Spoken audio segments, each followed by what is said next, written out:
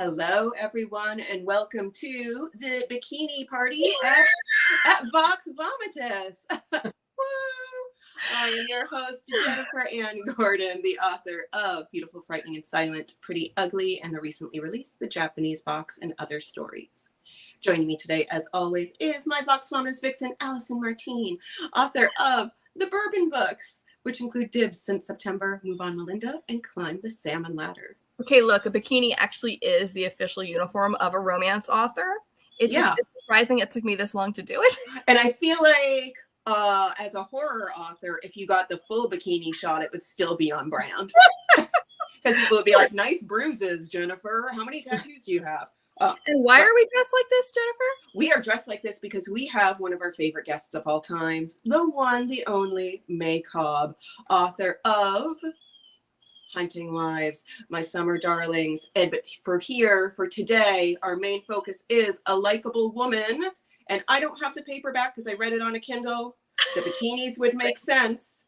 Yeah, so I've been showing this picture around, and yes, that's what she looks like. So we were like, we have to look like that, and we don't look like that, but we try. We don't look like that, but we both have blue bathing suits. But yes, we actually both own these. We did not go out and purchase these. I haven't worn this in a couple of years because it's like stretched out and doesn't fit great anymore.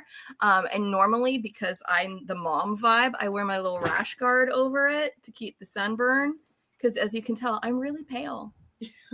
Yeah, so I know it seems like an OnlyFans thing right now, but eventually we're going to cover up a little bit. Like this vibe. This is the vibe. May, thank you for being here. Yeah.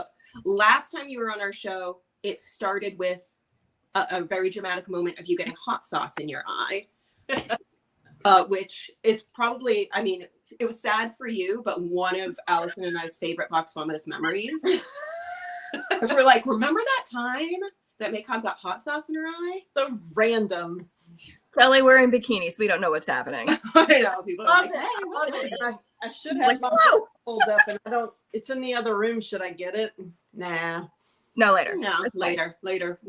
We'll vamp and you can go get it. So tell our listeners and our viewers a little bit about yourself, as I fan myself because it's really hot, and a little bit about A Likeable Woman, which I think is probably one of my favorite titles.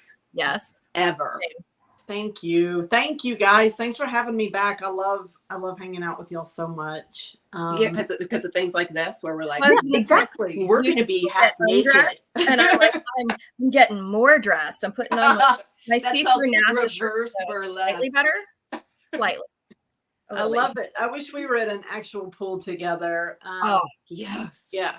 It's stupid hot here, and you're in Texas. It's always stupid hot there. Yeah, it's bad, but it's the first time, like as of yesterday, that it hasn't been 100. So it feels great. Oh, so it's fall. Yeah, yeah. It's still hot. It's like 90, whatever, but it feels, I can do anything under 100. Like, but it's been like 105 for a month. It's no rain. Awful. Yeah. Have you been getting the humidity? Because I'm in Orange County, California, and we've been getting Florida's weather for some reason. And it's been just gross. And it's 90, and then it just starts raining on me while I'm trying to bring on the laundry. And I'm going, what? No.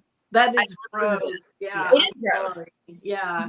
It's always humid here, even if it really doesn't rain. But a little bit about me, I guess I'm a thriller writer, and I'm from Texas, and I live in Texas, and I write about Texas. That's shocking. And we joked when you got the hot sauce in your eye, that was like the most Texas thing ever. It really was. You know? Yeah. Guilty. Yeah. But I feel like, so you write a lot about East Texas, and you write a lot about a certain kind of person in East Texas. Would they get hot sauce in their eyes? Maybe the husbands in their polo shirts and their khaki pants that you wrote about. Yeah. In A Likeable Woman, they'd be hot sauce in the eyes. Definitely. Yeah, for sure. But like a Katie, what was it, like Chardonnay in the eye? Like, I feel like it would just be wine straight to the eye. I'm so shocked that hasn't happened in any of your books, because there's some, we got to talk about the drinking. I know we've talked about it in the past, that these women that you write about can drink 3 bottles of Chardonnay, still have a banging bikini body.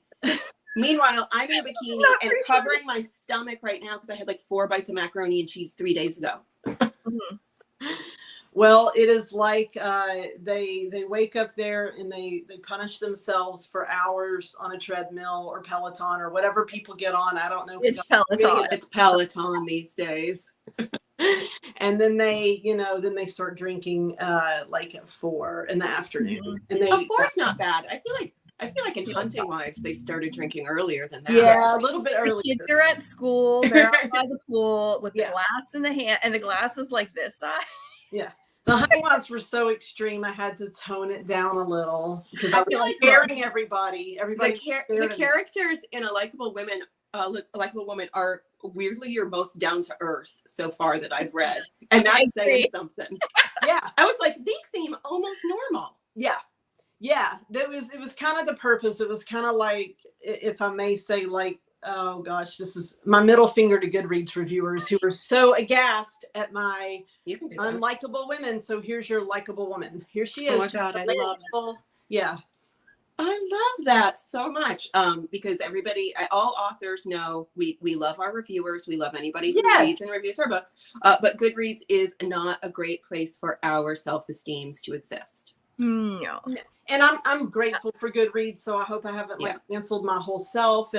But no, you haven't. But the level of pearl clutching was just like astounding to me because I'm like, it's a novel. I'm not writing a manual on how to live your best life. Like how to live your best Texan life by Meghan Collins. Seriously, First, and if they read, drop those kids off at school. Second, start drinking.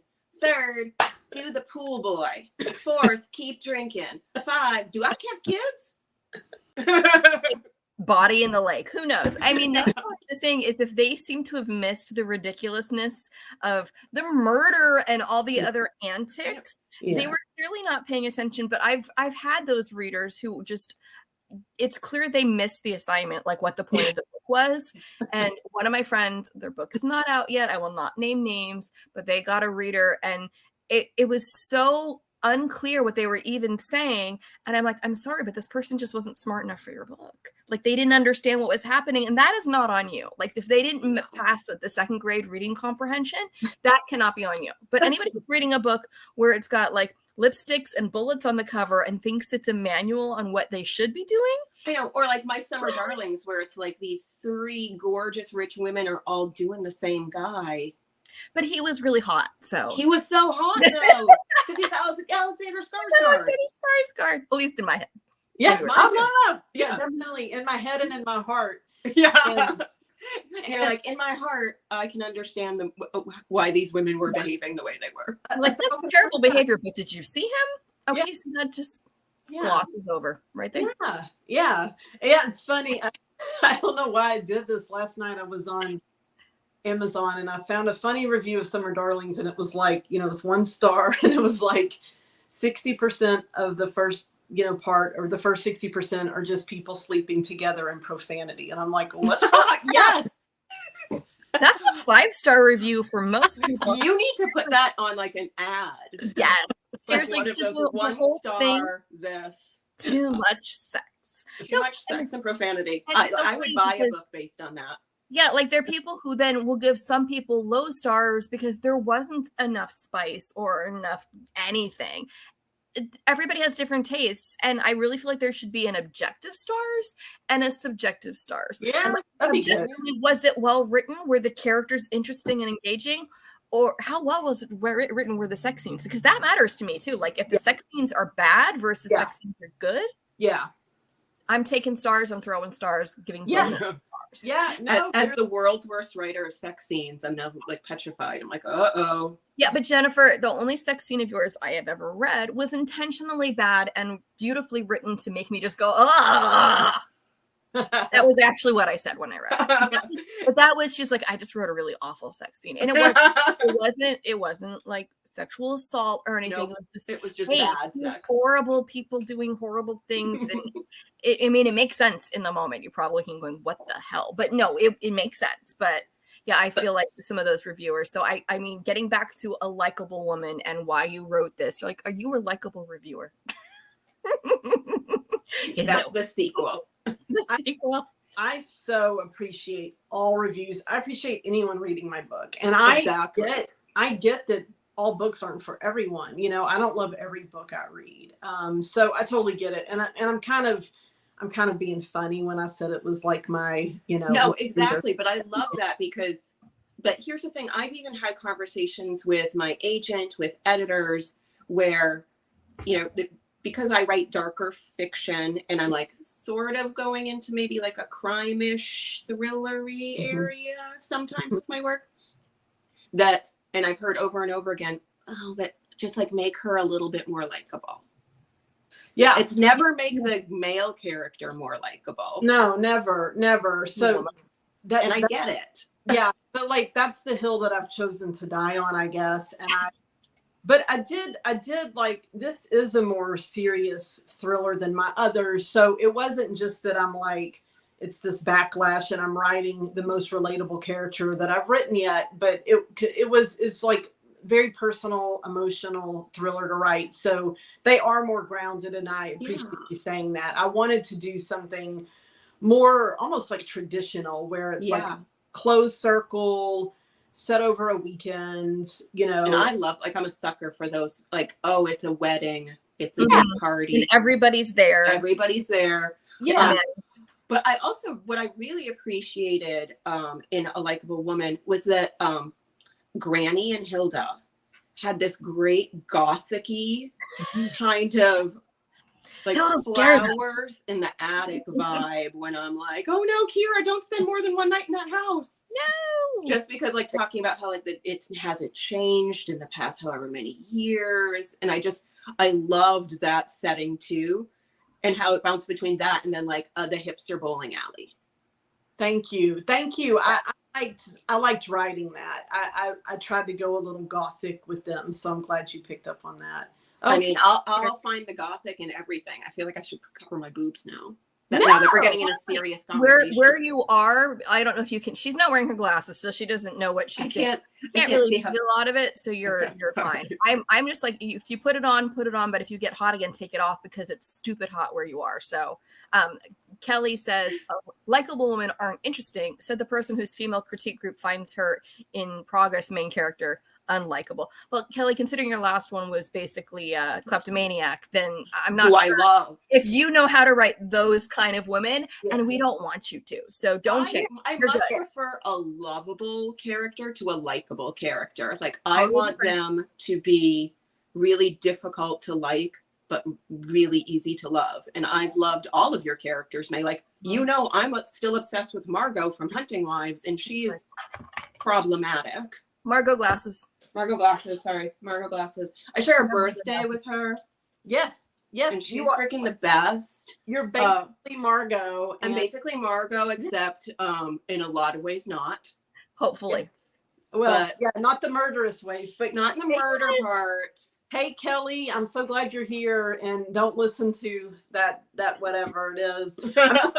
I'm with you. Like, I want, like, part of the reason I write these books is because I don't want to push the moral compass in my own life, but I can do it on the page. So I love getting inside a character's head and seeing how far they will go. I love the training. Yes. You know, like, that's fun. And it's for me, it's fun as a reader to get to go on that trip too, because it's, Allison, like you said, it's like, it's ridiculous. You know, it shouldn't probably happen in your real life. So like, it's an escape.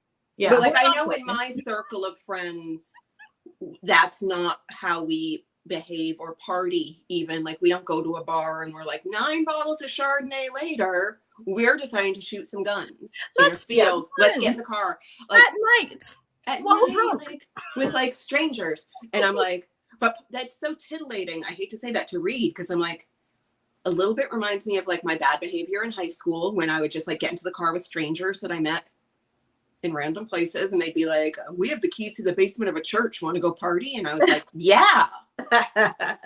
And now I grew up, and Jennifer, I grew up with the people who somehow had those keys to the basement at church. And so there's other stories. They're like, why do you have keys to the basement at church?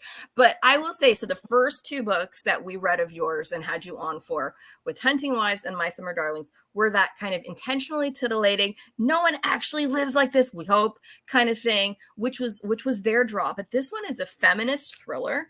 And yes, we had everything's kind of the bottle episode in terms of what's happening with our main character, but we're also getting a lot of what was happening with her mom back in her day, and that's Who I am obsessed with. Like, yeah, and I adored that because this was like a thriller, but a dual timeline thriller with a thriller in both parts. So not just like, oh, well, there's a backstory and she's trying to solve it, but there's both points here. And I really love that. And can I just smack her sister, please? Yeah. Sorry, I had to go there. I'm not saying anything about my own sister. My sister would never do that. Your ever. sister would never do that to you. I also love the fact that this still remains being an absolute thriller in two different timelines, but at the same time, it's also a really amazing story about grief and long grief. Because it's not like, oh, mom died yesterday and it's, next year and I'm over it. It's like, this is how grief can affect your life. So like, and this is not a spoiler because like Kira admits it early on. It's like her life has been halted by this tragedy. Yes. No, I appreciate you saying that because that was when I was kind of like trying to work out what the book was about.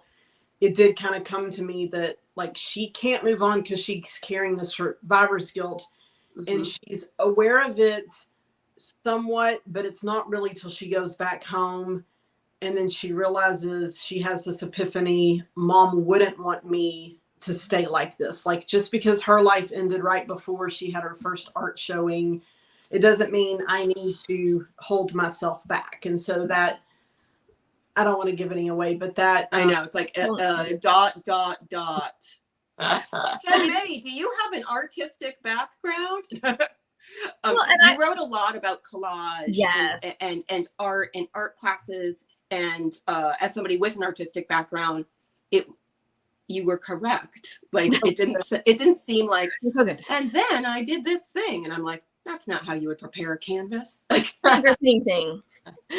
Well, it's interesting. I'm really useless with that stuff, but Sadie's based on my mom a lot, and my mom's always been artistic, and she made those intricate batiks. I mean, she still does. She's still with us, and then she's partially also based on a friend who's no longer with us, my friend Carmen, and she was a painter and artist, did a lot of collage, and definitely, like my mom, pretty hardcore feminist. And so they both, I mean, more my mom and they both really fueled the Sadie's art. So getting to like grow up with my mom, and then I lived with Carmen for a couple of years, like in college after, and she was this very driven person. I kind of like was able to absorb all that. Did either of them have an art shed? A she shed? Yes, Carmen did. Yeah, Carmen did actually. I love it. I feel like we all want a she shed, right? Oh, so Samantha Bailey has a she shed that she writes, and you know that. And like, when she was on our show, we were like, "Tell us more about your shed, please." We're just like, I know, right? I know. Like we want to hear about the book, but really, how do we get our own shed? Well, and one of my is there a grant we can apply for? Yeah, one of my friends recently, they put a pool in their backyard and they put like a little cabana in. And when I first was hearing about this, I thought it was just be like a place that you could change and have a shower or something. But it has like a whole couch in there, and she's like, "Oh, I can come out here and work." I'm like, "Can I come out here and work?" Yeah. I know that I don't live here, but can I come work here? Yeah. Seriously, that's and I'm obsessed with Sam Bailey. She's such a dear friend, and I'm so happy she has that she shed. I love it. She's close enough you can be in her she shed sometimes. No, she's in Canada, isn't she? Oh, I thought it's really far. It's closer to me. Canada. Yeah. But it's still like 11 and a half hours. Is it really? That's crazy. Well, because I live in the middle of nowhere in New Hampshire, and even though New Hampshire touches Canada, and it's not super far from her, just to get to my nearest city takes like 45 minutes of just like back roads until I can get to a highway. Okay, gotcha. Why do I live here?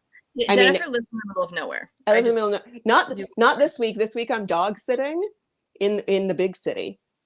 What is the big city there? Well, it's not even the biggest city. It's just our capital. It's Concord. It's a big city of like, it's like 40,000 people. Okay. And I don't know how many we have, but I feel like I'm still in a bigger city than you are here in Orange.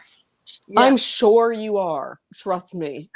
But at least this place has DoorDash. Yeah. That's Yeah. true. That's Yeah. true. Well, and I wanted to get back to just a little note on the art and stuff. My mom was not super into art necessarily as a creator.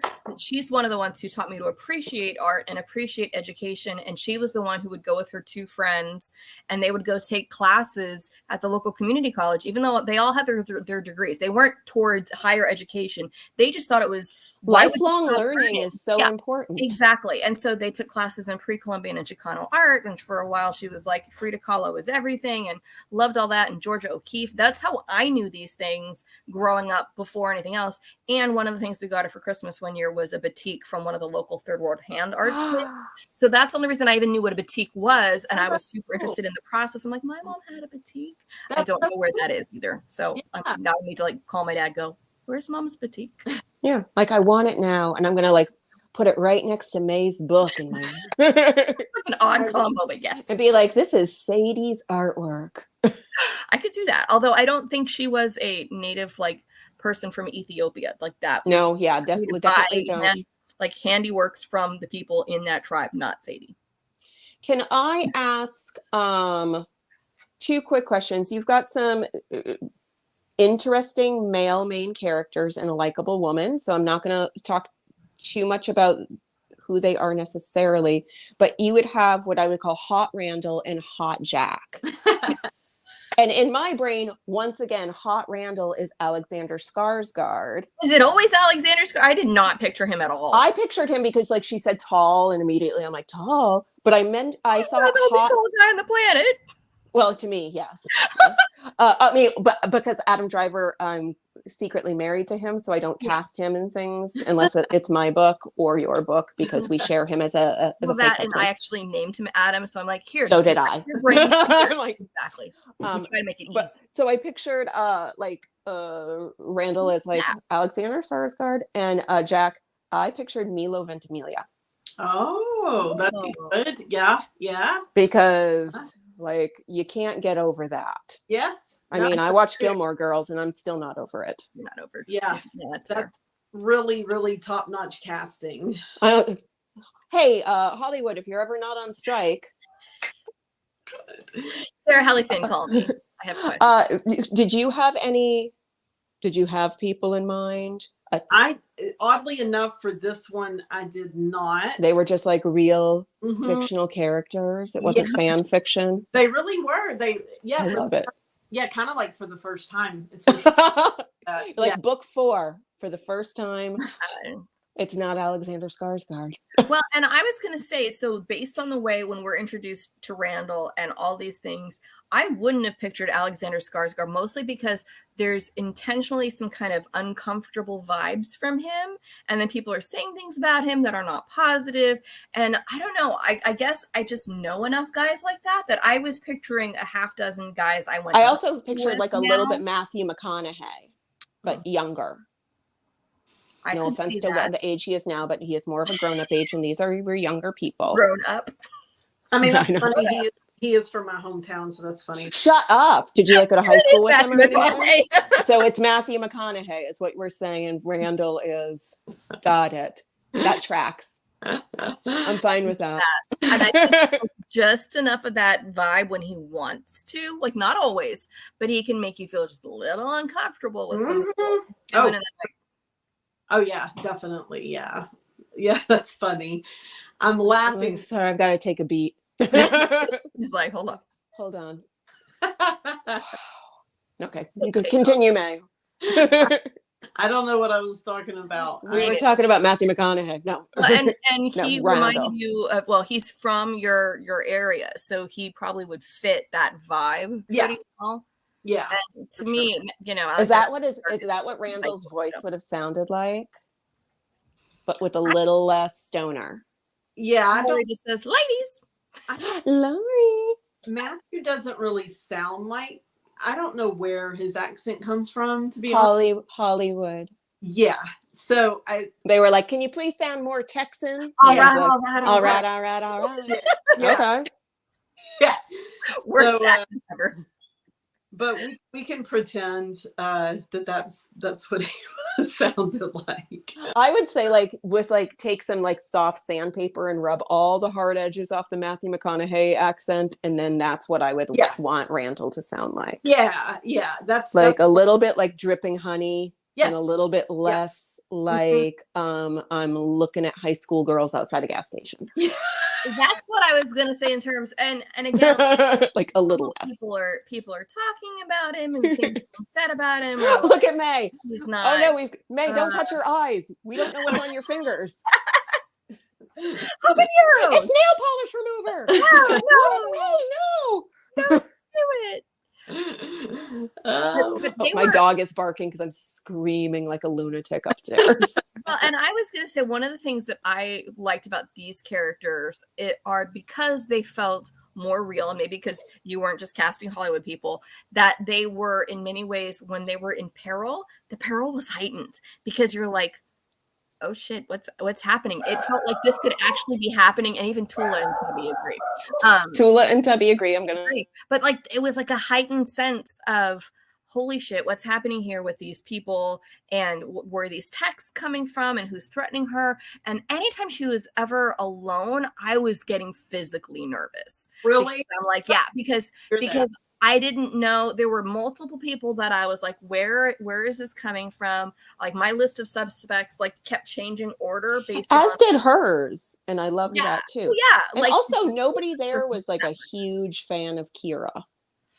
Her yeah. sister. Yeah. I know you're like back to her sister.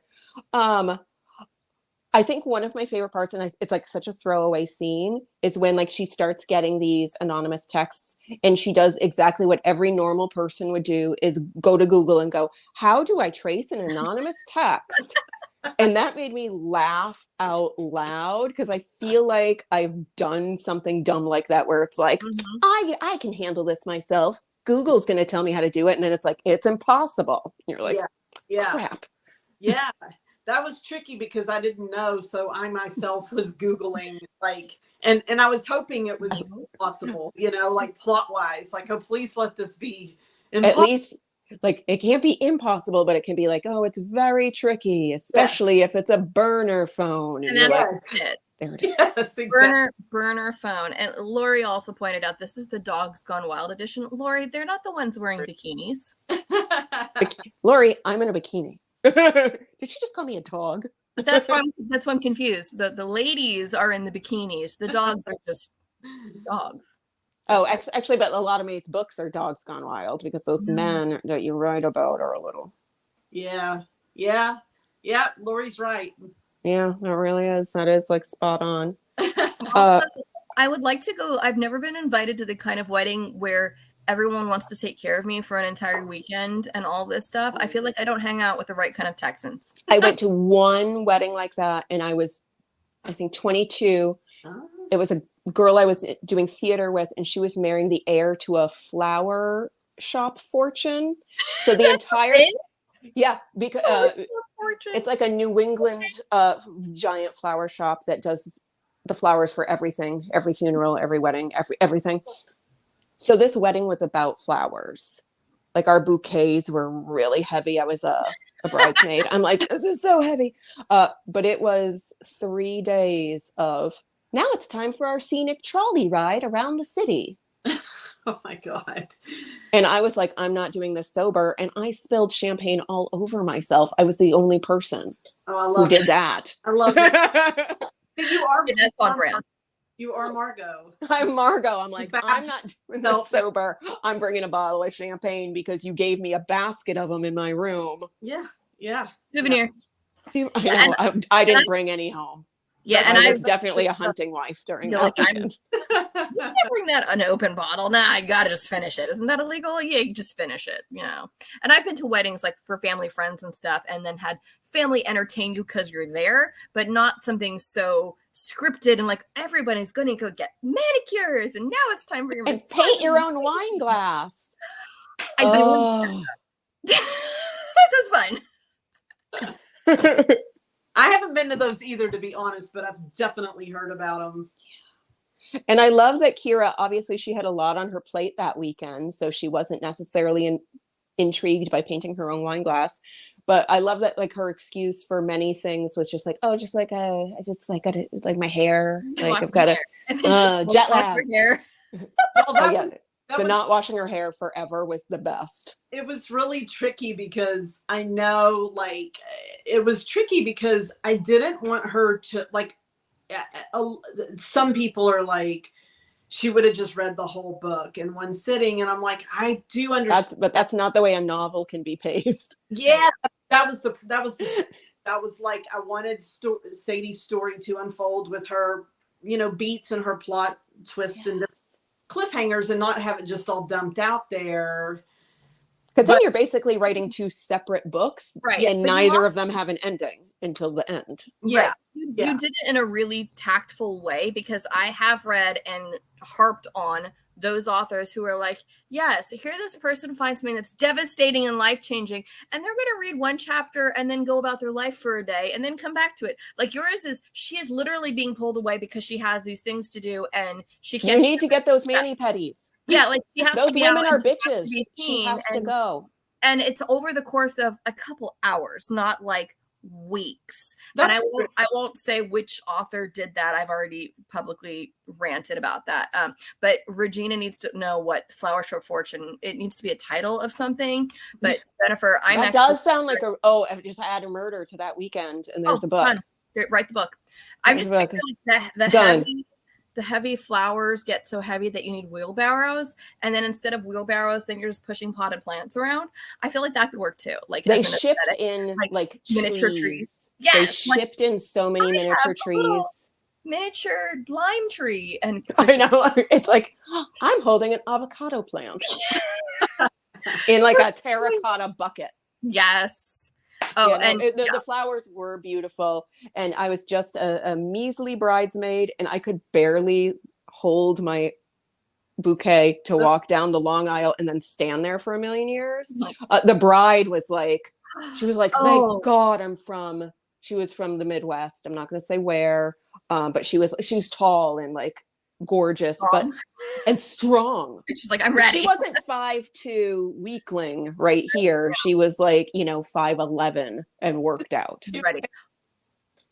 Well, and the person I feel bad for is probably the maid of honor, because at least traditionally in a wedding, the at a certain point, the bride gives her flowers to the maid of honor or matron of honor, so the bride can turn and take the husband or the groom. Right.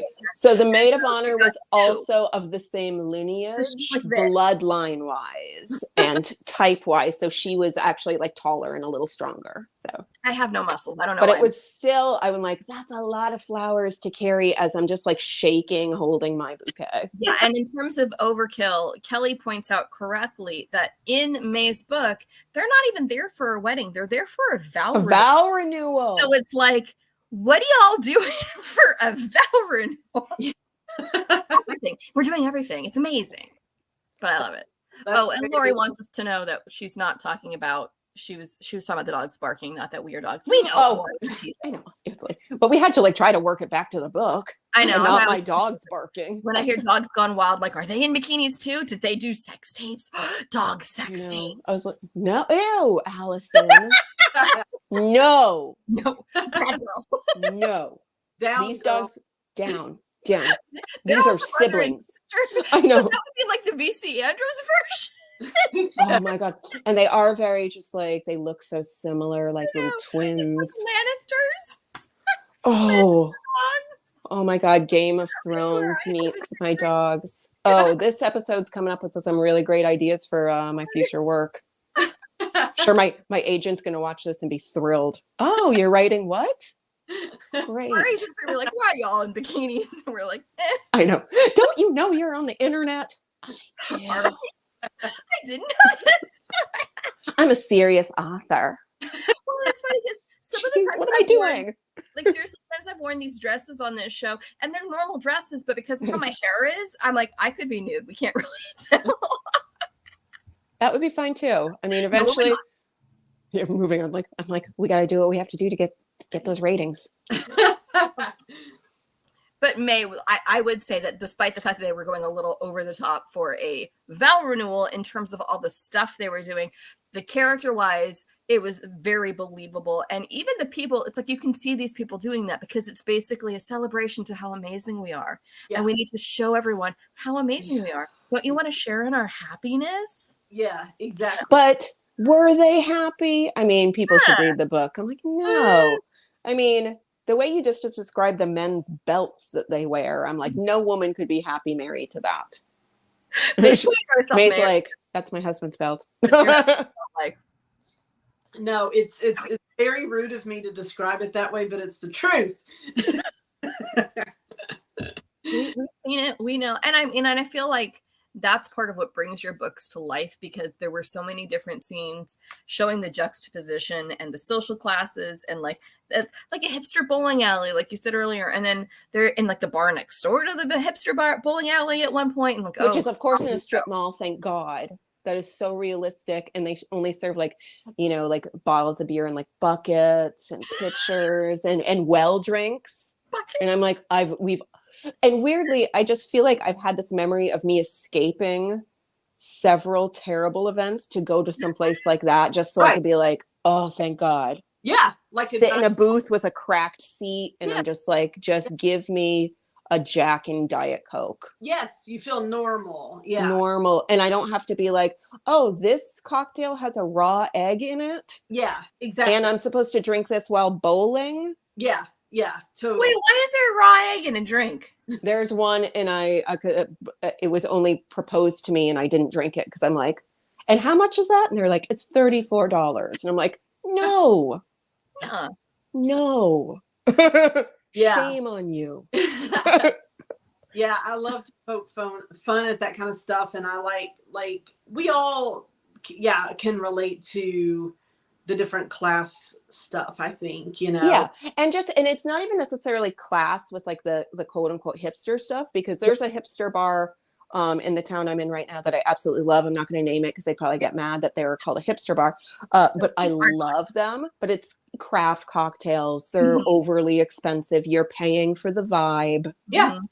And I like to be there. Yeah, and my favorite brunch place, which is like a mini chain out here, is totally hipster, but that's like part of their appeal, and their food's amazing, and I will take pictures of their food when I'm there, because it's like, yeah, you guys are paying to make it look Instagram hip and all that stuff. Exactly, and they're doing a good job, and that's why people are there. So would I go to a hipster bowling alley? 1,000,000%. Yeah, me too. Would I, and I would love it, but if I was there with like a bunch of people I went to high school with, would I have 1 to 2 cocktails and then go to a dive bar in a strip mall a block away? Yes. Yeah. And it also, go ahead, May. No, yeah, I was saying exactly. Well, and I think the thing is, and this is something where we can all relate to Kira a bit, is there are people that we went to high school with that we haven't seen in a while, and we would just love to go grab a drink with. And then there are people that we went to high school with who, like, we might still see them on Facebook, but being trapped in a small space with them and having to speak to them, May's shaking her head. Yeah, we don't want to do that. Yeah. So no. Yeah, and it was interesting because there was a little bit of editorial back and forth about, is Kira coming off as too judgmental? But I ultimately felt like... I really related to her. What does that say about me? I mean, me too. I was like, you're not being judgmental enough, Kira. I was thinking, don't be nice to Melanie. Am I a snarky bitch? But I wanted her to have a strong view, and she is kind of like going back into the lion's den. Like, these women don't really care how she is. They really don't want her to be happy. Like, they don't want her to be happy, and they're so annoyed that she's still like, even in the background of her life, sad that her mother died. Yeah. Like, if she even like brings it up, they're like, oh, are you still thinking about that? And she's like, that was my mom. And I think that getting back again, the sister, because the one that I really want. Allison really needs to unpack Katie. She doesn't want to do it, but she's got to unpack Katie. No, I mean, I guess I would just say, like, it's very rare that you see a sibling relationship that isn't complicated, because I think all sibling relationships are complicated, and I'm an only child. I know, and like, so Jennifer's like, And Katie wasn't that bad. Yeah, and like the whole idea, especially when you are in these mixed groups where it's like, whose friends are they and who is the loyalty to, and is this person trying to look good in front of their friends, or are they caring about their sibling, and what is the relationship like otherwise? Like, it would have been interesting, because obviously this wasn't what happened in the book, if Kira and Katie had a different reason to get together where there were no other people around. Yeah. But the whole fact that it was like, who would they be without Katie's like People. entourage? Yes. And without Kira coming in thinking, oh my God, all these people are against me. Getting texts. Yeah. Yeah, all of that.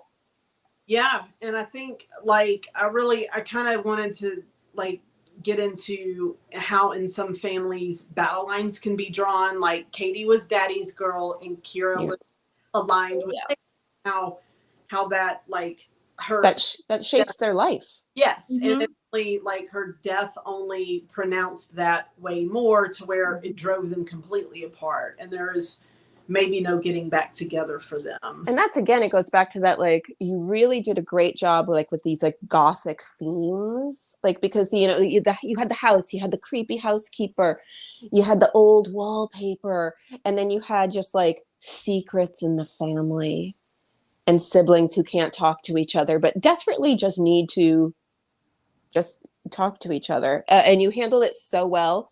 And I know sometimes gothic stuff and gothic elements can slow down a thriller. It didn't. Oh, thank you for saying that. About that a little bit. And like, no, it didn't. I could have had more of that, but that's also my gig. I also could have had more of just like descriptions of Katie dancing while drunk, which I thought was such a great juxtaposition from like her personality one drink in, and then like 5 to whatever drinks in, when you're just like describing her with her hands on her hips and her butt in the air. And I'm like, I know that woman. I love it. Thank you. I'm like, so yeah, I'm like, I would like you to write some like things for like a Patreon or something that are just more Hilda, creepy housekeeper, and just like an entire 1-page just like drabble of Katie drunk dancing. So what I'm hearing is both Katie and Hilda have OnlyFans now, because I think they might. Oh my God. Here's the way to make money, May. Katie and Hilda go out one night and there's a short story there. I love it. And Hilda gets her drunk on whatever, from wherever country she's on, from where like she used to ice bathe in fjords. I was gonna say, whatever it is probably illegal in the United States, because it's got some other thing in it, kind of like, you know, absinthe. It's like, is there wormwood in there? It's not wormwood. It's worse. You know?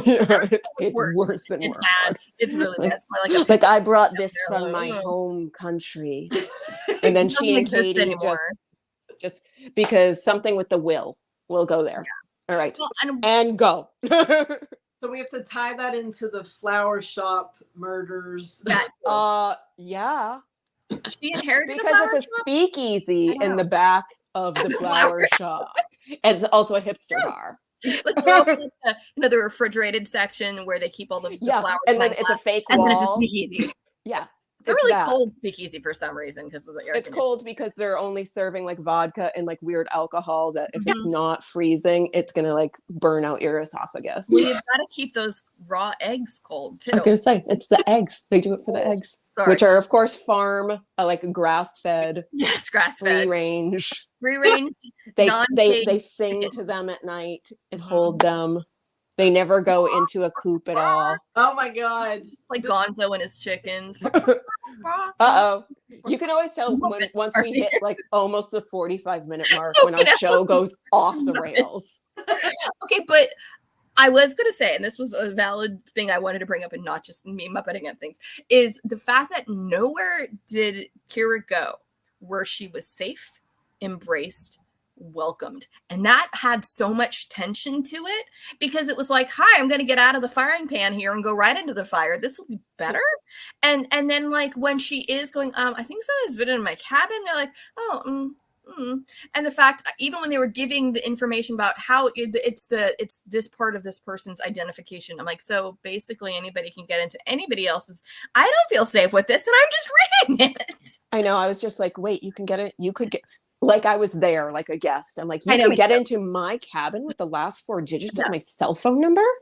And I'm like, that. And then I'm like, oh, I'm not there. That's racist. And also nobody knows my cell phone number.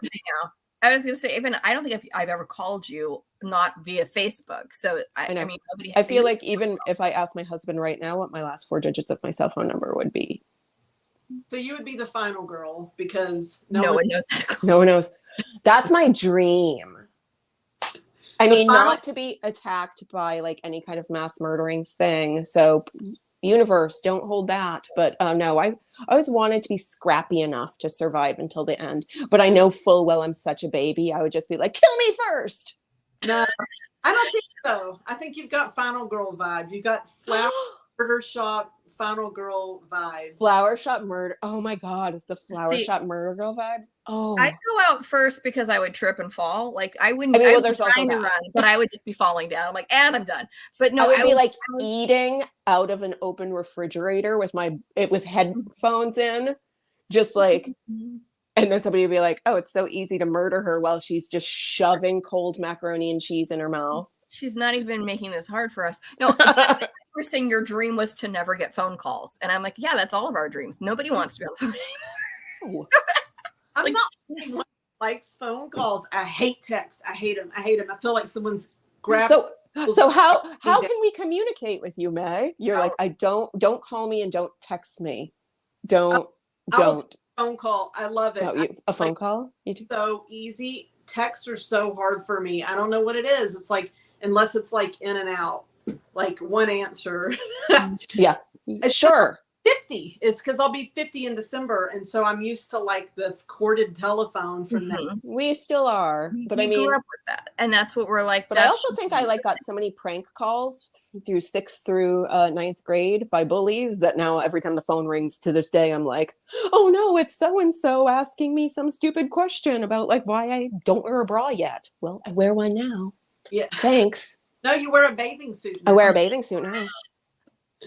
I I feel like my shoulders look so weird with this background, like a David Bowie video, but bad.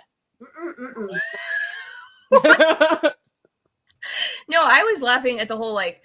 For me, I don't like phone calls because I pace when I talk, and so I'm all over the place on the phone call. But I don't like text. I don't mind communicating via text on Facebook or Instagram where I can type. It's this. It's me doing this. Yeah, no. And go, my thumbs. That's the I'm too old for this business. Like people who now are like, and I'm like, yeah. No, I would like this. Or Yeah. with the right person, and I know the conversation's either going to be really long and emotional, which I'm fine with it somebody I like, again, correct person, or really short, like I'll be there at 5. Okay, done. Or it has to be like somebody who I really care about, who I also find interesting, and they could call me and say, you know what I was thinking about the other day? And it better be freaking good, but then I'd stay on the phone with you for a long time. Well, that and one thing you don't have to worry about that I do is whenever I get on the phone, I have a 7-year-old like, who is it? I want to say hi. I want to say hi. And then he's like, I know he's done that when we've. Yeah, no, you've been there. I'm like, yeah, okay, he's done that when we've been on the phone. Are you done? Okay. As I'm like, hey, mother. Oh, it's a Rafferty. No, and that's part of it. Like, even if I'm just talking to my dad, and my dad, his hearing is not the greatest. So my little, like, and he's like, what did he say? I'm like, I don't even know. Don't worry about it. Just take the phone back. I don't have that when I'm typing on the computer and I can have a private adult conversation without worrying about little ears and little mouths going, I want to say hi. Yeah. Yeah. I do like typing. Like I'll do, different messaging, whatever. And I like being connected to people. I am on a social media break, not Facebook, but Instagram. I know. I'm like, no, you're not. Like, publicly shaming you. No, you responded to my Facebook message like 2 hours ago. I'm on Facebook, but not the others. I can't. Yeah. Now I'm like, I rarely take breaks, and I'm like, I have to. Well, now there's also a billion of them because of the implosion of Twitter, and now that Twitter is in, or whatever is happening there, I was never super active there, and then I accidentally joined a bunch more places, and I'm not active anywhere. Yeah. Because I'm like, it's too much. I'm overwhelmed. I can do Facebook. Yeah. That's kind of what And Instagram is for my dog. Yeah. And yeah, Instagram's for your dog. And that's what a lot of people are saying. And that's part of the problem is that nobody is really congregated to any specific site yet. And so for those of us who are doing things like, hey, I want to make sure people watch our show. I can't even keep track of how many places I feel like I need to let people know it exists on, because I don't know who is anywhere anymore. And I feel like half people just said, I don't care anymore. Social media is over. Like the too many of them just made it just canceled everything. Yeah. It's done. But I think there's still, Facebook is the one that like, it's like, I can't quit you. Yeah. Like, Facebook, even though like nobody loves it necessarily, but this is where most of us are. Yeah. It's like sort of persisted as the same thing. It hasn't changed. It hasn't changed. It hasn't like, oh, now what I'm going to do is let in a whole group of Nazis. Yeah.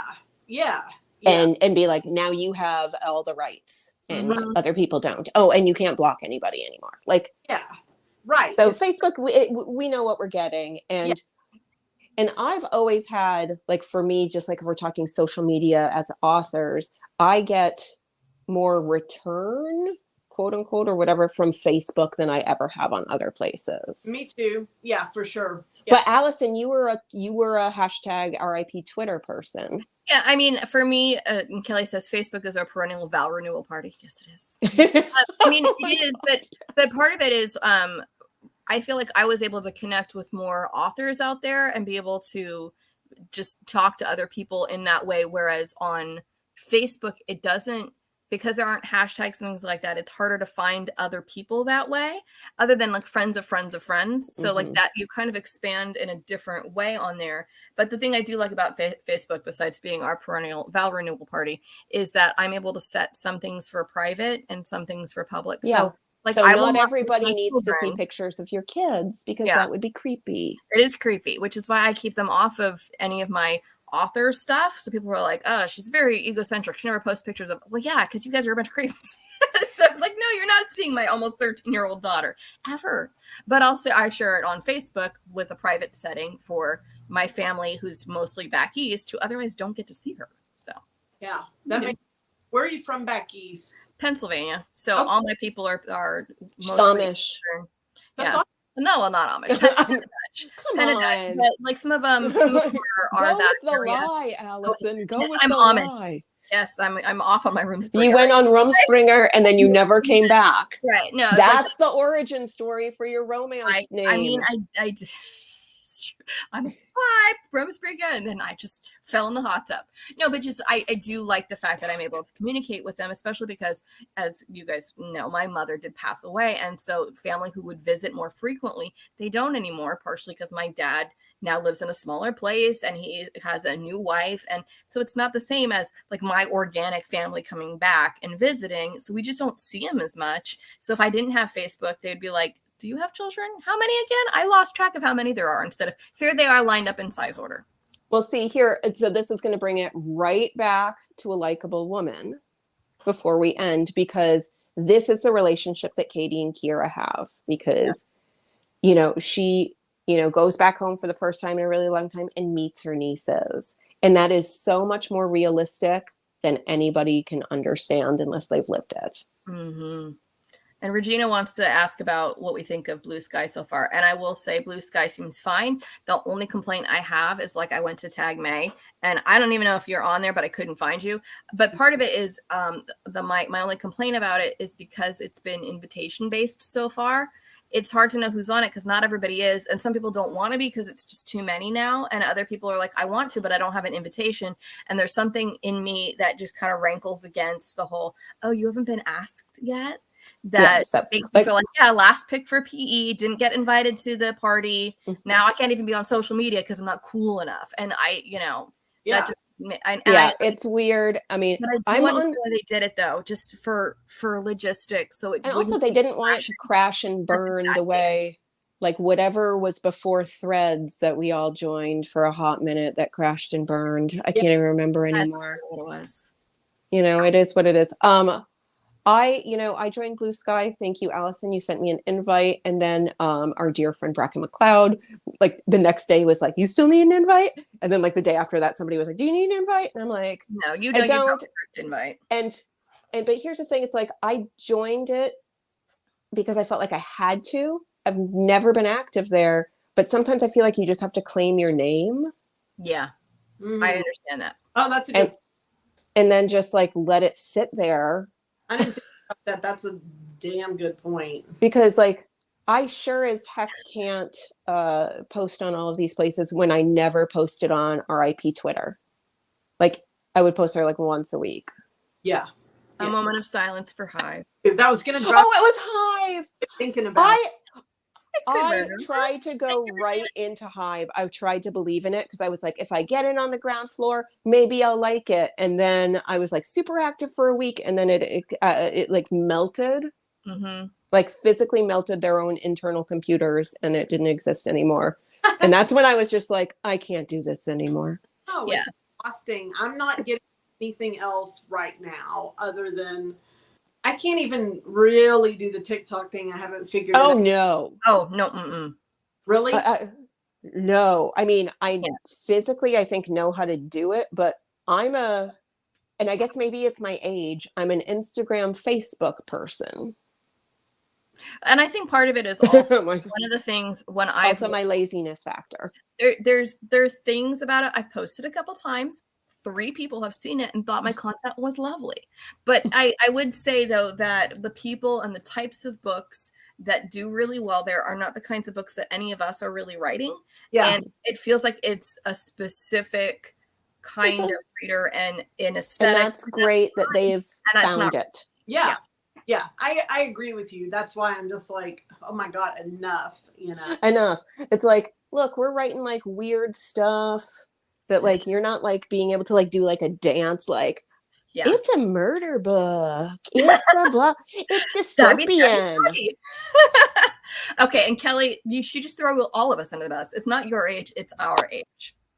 Oh, Kelly, you were supposed to say we're all super young and fun still.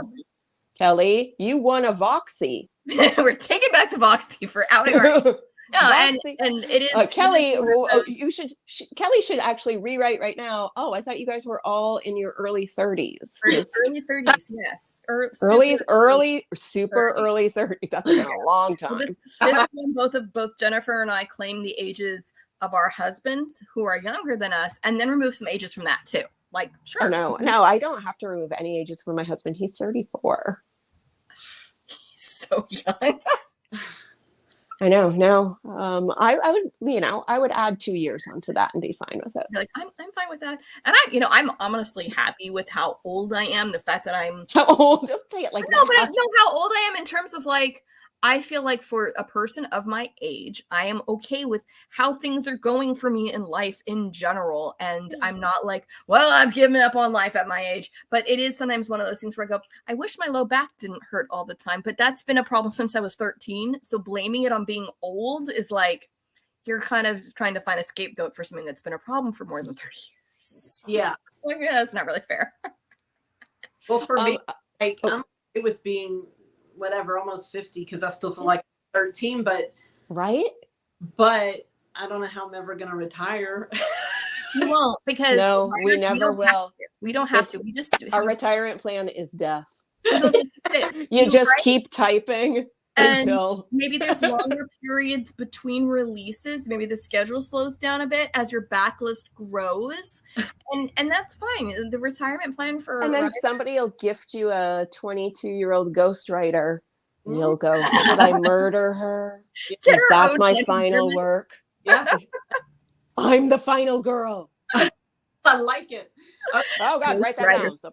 Creating ghosts. Death is the retirement plan. I love that. Thank you for absolving all my bad. Oh yeah, you're not retiring. Yeah, no, Roman and I, my husband, we say this a lot. We're always just like, oh, we should have planned more for like our actual future. And I'm like, no. We just like, you just keep working until you're dead, but in kind of a good way. Yeah, and it's good work. If you just rebrand it as if you like what you're doing and you're not going into an office and dealing with awful people or doing something where you're like, I physically can't do it. Authors, we don't need to retire. No. At this rate, hopefully I'll have a book deal before I'm legal retirement age. I mean, we're getting up there, but it could happen. We don't know. But I'm pushing back that retirement age every year. So I know. See, that's my. We've got more and more time. I mean, my dad hasn't retired, but that's not because he's not the legal retired. May, If you're watching this, please do it.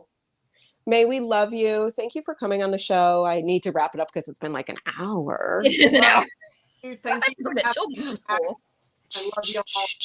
Oh, sorry. Mm-hmm. Yeah, bikini shot last time. Hey. Yeah. Oh, wait, sunglasses. Oh, and before you close out, I know we should have announced and we didn't because we had some different weird scheduling. My show has thrown the scheduling for this show into crazy stuff because I was literally chasing around an Australian author, and until I had that locked in, I didn't want to move other people around. But we have Nisha Tully, who won publishing. She's coming on next week, but that also is because I have this Saturday. I know my show's not on a Saturday. It is this week. I have a show where I'm going to be on Saturday, and Stacey McEwen in Australia, it's going to be Sunday for her. So if you're around this weekend, 4 p.m. for me, I don't even know what it is for her. She's on the Gold Coast in Australia. It's not even a real place. So To the Moon Allison will be there, and we'll be back next week with Vox, with Nisha Tully. So excited about that. I literally read the first page. I know because I just finished May's book. I know it's not my normal thing, but here's the thing. I'm already trying to figure out what I'm going to wear. You would.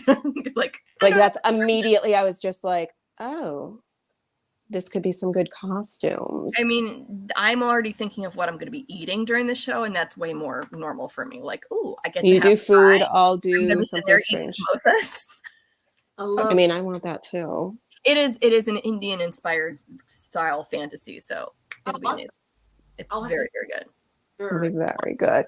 May, thank you so much for being here. You are welcome back anytime. We didn't even get to talk about whatever you're working on next, but I know we will hear about it soon. Ladies, I'll call you. Thanks for wearing your sunglasses. I should have kept mine on. We love you, May. Thank you for not rubbing anything strange into your eyeballs. I love y'all too. Thanks during the show. But yeah, we love you. Bye. Bye. Oh, long comment.